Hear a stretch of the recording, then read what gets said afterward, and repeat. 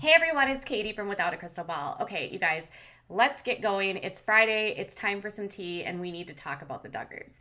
Yesterday, I talked about Josiah Duggar and Lauren Duggar's arranged marriage and how that might implode, and really why Jim Bob had put this marriage together because Josiah had been very a wild child, not listening to him, and it was a way for him to tame his wild ways. Now, we know a lot of the time that Jim Bob has sort of arranged marriages. In fact, he was allegedly arranged the marriage with Josh and Anna after everything happened with Josh and his sisters as a way to sort of tame and control Josh's behavior, which ultimately did not work because we know what happened in 2015 when he was caught on Ashley Madison. We also know that he may or may not have set up Joseph and Kendra because of Joseph's sometimes outlandish behavior as well, and Josiah seems to fall into place as well. Now, he was also in a hurry to apparently get the girls married off, particularly the ones that were a part of the specific issues related to Josh. And with these girls, they had some choice, but not a lot of choice about who they married. Now, some of them went completely outside of their dad and did things their own way, and that would be Jinger. Now, a lot of people growing up watching the show, watching Counting On, watching 19 Kids and Counting, always said that Jinger was the rebel Duggar. Now, in a way, she's been a rebel because she hasn't done things exactly the same way as her parents. She's always been a little bit more out there. She's always been a little bit more fashion forward. She's always been a little bit more interested in the modern world. And there was even a forum at one point started called Free Jinger because people believed that she was being stifled by her parents. Now, a lot of people assumed that Jill would actually follow in the footsteps of her parents because she had been for the longest time sort of considered like the favorite daughter, the one that did everything that Jim Bob and Michelle wanted. But ultimately, Jill was the one that turned into being a rebel because she left the IBLP. She married Derek, who actually Jim Bob set her up with. And even though he set her up with Derek, they have completely cut ties. They're not connected to the IBLP. They're enrolling their kids in public school. Their husband, Derek, is in law school, and Jill is actually in therapy to deal with some of the issues that she had from growing up with these two parents. Now, Jinger did things her own way. So here's how it all plays out. This is Jinger on her wedding day. Now, apparently, according to a source that spoke to the Hollywood Gossip, who's been dishing all kinds of delicious tea. And here's the thing. Some of this information is stuff that I've also heard from insiders connected to the family. So I can sort of corroborate a little bit of this because it's what I'm hearing too. So here's the deal. Jinger and Jeremy met through Ben Seawald. Ben Seawald obviously is Jessa's husband. And Jessa and Ben were married, and then Ben meets Jeremy. Jeremy is interested in Jinger, and they connect and they meet and they fall in love. Now, Jim Bob literally had very little to do with this union, and he had very little to do with their connection, their courting, any of that. He, in fact, didn't arrange it. It was like Jinger and them, they met, they wanted to court, and then, oh, here it is. Now, one of the things right off the bat that was an issue for Jim Bob is that they have very big theological differences. And I'm going to keep this very high level so that you guys don't get overwhelmed by it. But Jim Bob and Michelle are what you would consider evangelical, like legalists. And they believe in the complete obedience to God. And by doing good works, they can go to heaven. And by simply believing and doing what God tells and following the law and putting the work before the Lord instead of the relationship with God above everything else, these guys believe by following rules, sticking to the rules, and doing the rules, they will be able to go to heaven. Now, Jeremy is what is called a Calvinist, and these people believe in the predestination made by God, who has predestined individuals to go to heaven, and because of that, there's nothing that you can do or say that will get you to heaven, but if you follow a pretty moralistic life, it's kind of an indication that God has predestined you for it. It's a major theological difference that can get a lot of people sort of heated because Calvinists believe there's predestination. Legalists and other non-legalist Christians believe in salvation by just, doing good works, believing in God, and Jesus came to free us, okay? So apparently Jeremy and Ben are both Calvinists, and this is completely not okay with Jim Bob, but he found out about it. He found out about Ben's beliefs after they got married, and when he knew about Jeremy's, he wasn't thrilled, but there was really nothing that they could do at this point. So here's how it all happens. They end up getting married, and he was never really a big fan of Jeremy's. He accepted their relationship, according to the source, because like Jinger seemed very adamant to be with him. And he's a little bit less conservative than the rest of the guys that he has set up with his daughters. But I would still say, like, as a reformist, that's what Calvinists are considered. They're still pretty conservative, although Jeremy prefers to live a more modern life. He doesn't care about, like, if girls wear pants or women wear pants or have short hair, or, they can sort of take advantage of those worldly things that are in the world because of that predestination. But they're still relatively conservative, and Jeremy still has very conservative beliefs about marriage, about a lot of different things. So basically, the belief problem was one issue, but then there's this other issue about they moved. So they have theological differences. Jeremy sees women as not having this very, place in the world where they have to obey their husbands. He's a lot more open to Jinger having a voice and a choice. He's not a legalist. He's not, saying you have to do this, you have to do that, you have to do this, you have to do that. So he doesn't necessarily ascribe to what Jim Bob ascribes to, but he has to, Jim Bob and he sort of found a middle for the sake of Jinger. Well, that changed because as soon as they got married, he takes a job and they moved to Laredo, Texas.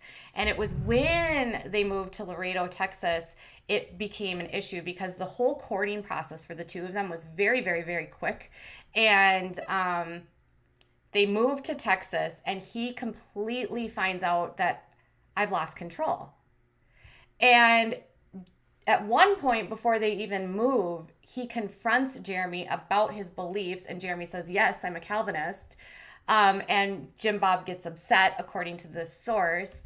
But it wasn't his theological difference that was the big issue. It was the fact that they were going to move, because then Jeremy takes Jinger out of the way. Jim Bob can no longer control the purse strings. He can no longer control her thoughts, her feelings. She's going to have exposure to the real world. She's going to be able to see things, because in Arkansas, they can control, their social media. They even admitted they control their adult children's social media by putting on monitoring it through Covenant Eyes. We know that they control the amount of money they receive. They dole out gifts instead of giving them an income. There's a lot of ways that Jim Bob and Michelle have controlled the kids and minimized their reduction to the real world. And Jinger just went full swing into Laredo and became a modern girl. So apparently everything deteriorates when they actually go to Texas, but it gets worse when they decide to move to Los Angeles. So he was working as a pastor in Laredo, and then eventually he gets an opportunity to go to seminary for the same church in Los Angeles. And so they move out to California so that he can go to seminary school. And apparently at this point in time, Jim Bob actually disowns them, and he completely cuts them off. And he cuts them off because he thinks now that by moving to California, Jinger and Jeremy has basically stolen Jinger and taken her to the land of heathens. This is what the source says. Now, we know that in California, and a lot of these fundies are very, very, very freaked out by California because of the progressive lifestyles, the openness, the acceptance of all different forms of life. People are not all Christians. People have different viewpoints. People have all different religions. Some people have no religion. There's also an openness and acceptance of, the LGBTQ+, which is very much not in line or what these two agree with, okay? So they apparently disown Jinger, and then it gets to a point where people inside their sort of circle in Arkansas tell them that listen, this isn't a good look for you. If you are going to disown Jinger for moving to California and for being with Jeremy because he's a Calvinist, you're going to lose Jinger forever. And it wasn't because he wanted Jinger back. It was more, according to the source, the perception that if he didn't reunite with her, that it wouldn't be a good look for the family's image. So the source says, then all of a sudden something was said to somebody in the community, and to this day, I still don't know who it is. They told Jim Bob, if you really want to stand in a bad light, you can just carry on the way that you're carrying on with Jinger. They say that Jim Bob actually objected to the, argument by this person saying that he's a Calvinist and he stole my daughter. But ultimately, they say you're going to lose Ginger, and apparently they go back to California at this point and they make amends with her. So Ginger ultimately ends up coming out of this conflict between her parents as the victor because she's no longer disowned by her family. She's been welcomed back by the family, and they're accepted to a point. And the source actually made a point to say this, and I actually concur with this, and I would agree with this, is that Jeremy and Ginger aren't doing anything wrong. They're not out in California doing bad things. What is she doing that's out there that is so wrong for them to actually be disowned? What? She cut her hair. She dyed it blonde. She wears shorts. She wears pants. It's those are normal things that you and I would do in the real world. And so basically all Ginger is in the real world, and Jim Bob couldn't handle the fact that she was in the real world. Now Jill is disowned, for similar reasons, but it's funny because she's in Arkansas still. She's in the real world, but somehow it's funny because Ginger has always sort of respected her parents in a way that I would say, Jill, when she sees her parents now, she doesn't even pretend to try to conform. When she went out to dinner with her, or went out to lunch and spent the day with her sisters, Jill had her jeans on with the holes in the knees, and she was looking just like a girl that's modern. Jill doesn't wear as much makeup. She doesn't dye her hair. She still keeps her hair relatively long, though she did cut off 12 or 14 inches recently. But Ginger is by far a little bit more, I would say, progressive in how she's sort of moderned up her entire look and gotten more into fashion. So, but here's the good news. Now, some people, and I will say I have been critical of Jeremy because Jeremy can come off as a bit arrogant and a little bit controlling, but the fact of the matter is that it's a good thing that Jeremy doesn't hold some of the beliefs that Jim Bob does, because one of the things that's most problematic about the IBLP is this belief that women have to be completely obedient to men. And that means they are joyfully available to a woman no matter what. Meaning, if a man wants his wife to do something in the bedroom, she has to do it regardless of how she feels. In fact, it's a basic teaching by Bill Gothard that women must submit and have to give it to their husband whenever their husband wants it, unless they have their time of the month. But even if they're leading up to their time of the month, crampy, bloated, they still have to do it. And even when it is their time of the month, they still have to find ways to give their husbands pleasure in other ways. And if they're sick. So a woman has to fully obey and fully submit to be joyfully available. Something that Miss Michelle said that she gave her daughters advice about. And that's not a good belief, because they don't believe that there's anything such as consent in a marriage, and that it's a man's right to have a woman no matter what. No holds barred. And that is not held in the belief of Jeremy. And so she has stepped away from this belief that a woman has a right to have her own autonomy, to have her own body, to, take care of her choice, to make the choice to say, I'm not going to do this with you. I don't have to do this with you. And that could also be another reason why they haven't had another child yet. There's still a ton of rumors that Ginger's pregnant. And listen, I don't know. I hate to speculate, and I didn't speculate on it when people were saying the same thing about Joy until it was apparent that she was showing. But because of her loss, I just hadn't gone there. Now with Ginger, I still haven't seen that she's pregnant. Obviously, everyone wants her to have another baby, but I don't expect Ginger and Jeremy to have as many children as her parents. In fact, Jeremy just doesn't come from as big of a family. He has a couple siblings, but not like Jim Bob and Michelle. Same thing with Derek and Jill. I could see Derek and Jill having maybe one more kid, but that's it. If you can expect anyone to have a zillion children, I would say Kendra and Jessa would be the ones at this point I would see having a lot of kids. I wouldn't even see Abby and David having a lot of kids, because Abby works as a nurse and she's almost 30. She's 30 years old. So I think some of these kids are going to do things a little bit differently and not follow that suit, meaning they do practice birth control, which is not a bad thing. It puts the control back in the woman of when I'm going to have the baby, what I'm going to do. And if you don't have to be joyfully available all the time, and you don't have to do these things, you're not going to get pregnant as much, as fast. So they grew up in a cult-like environment. Everyone I've talked to that comes out of this world says it's a cult. We know that Bill Gothard is not a good person. We know that Bill Gothard has a very shady track record. We also know that Jim Bob and Michelle have outspokenly committed to extreme control of their children. So Jinger is a rebel. She got out. She's in modern world, but she's also with a reformist. So she's still in a marriage that's relatively conservative.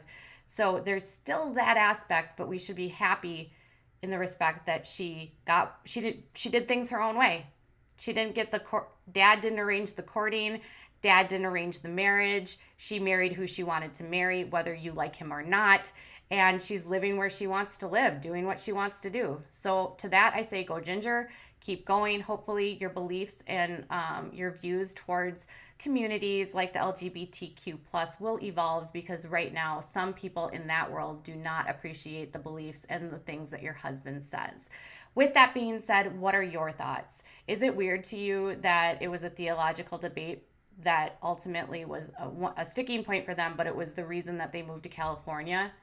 The fact that like Jim Bob would disown them. And what do you think about the damage control done? Like, will Jim Bob do nothing for damage control? And if that's being said, why won't he reconcile with Jill for damage control?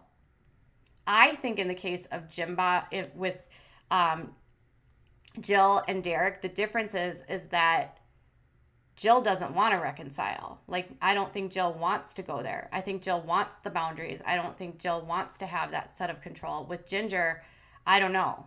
Maybe she is okay with the fact that her parents are still involved and she's still getting money and that kind of thing. But either way, whether you're team Jinger, team Jill, or team all the kids getting away from these parents, 2 of the girls have essentially broken free. So be grateful for that.